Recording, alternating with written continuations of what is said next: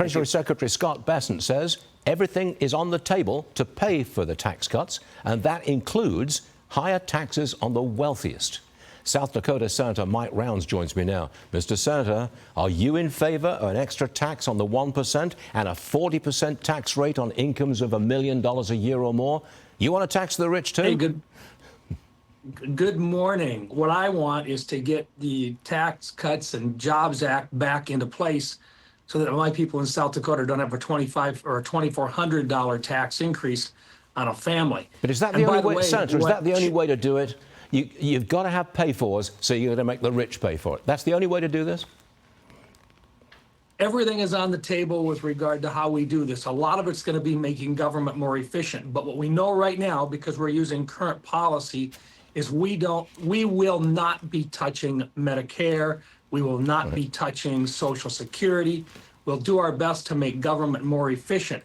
But the bottom line is when we're going to talk about our families, we want to grow the economy. And that means allowing for families, normal families across this country, to keep more of their money. And that means reducing the amount that they pay in federal taxes.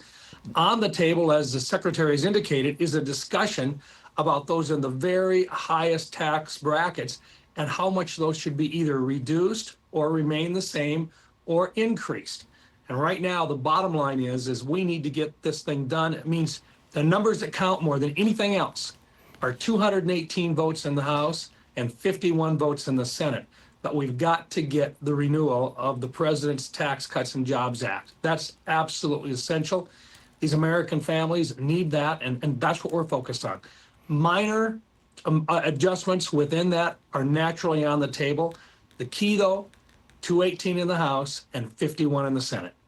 I just want you to listen to what the White House economist Kevin Hassett had to say about tariff exemptions. Watch this. Well, I think that what you need to do is expect the best from Mr. Trump, because that's what happens. President Trump is always thinking about Americans first, America first, and he's going to get this onshoring to happen as soon as possible and as orderly as possible. Think about how aggressively in the weeds you have to be able to take all those calls and, throw out the losers that are just like trying to avoid creating jobs in America, and then find the legitimate problems that you'd like to give people a little more time for. That's what leadership is. Mr. Senator, you're back home in South Dakota. There have been several farmers on this program who are really upset about tariffs. What are the farmers of South Dakota telling you? They're concerned. Look, our top three trading partners, Canada, Mexico, and China, we're doing battle with right now on tariffs. And one way that they hit back is to stop buying our ag products.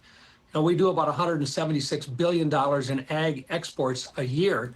And South Dakota, that's a big part of our economy. And so what we want to make sure is that as we move through, we don't lose sight of the fact that we're probably in the sights of those other countries as they negotiate with the president. And I think the president understands that. He's made it clear that he recognizes that farmers are on the front line on this thing here, and that he's going to do his best to protect them. Got it. Bottom line is we want free trade, but we want fair trade. And they're going to give the president the time to negotiate this, but they most certainly don't want anybody to forget that they're on the front line, they're on the firing line. Senator Rounds, thanks very much for joining us this morning. Good luck with the tax cuts. We'll see you later. Thank you, sir. Thank you. We're going to get her done.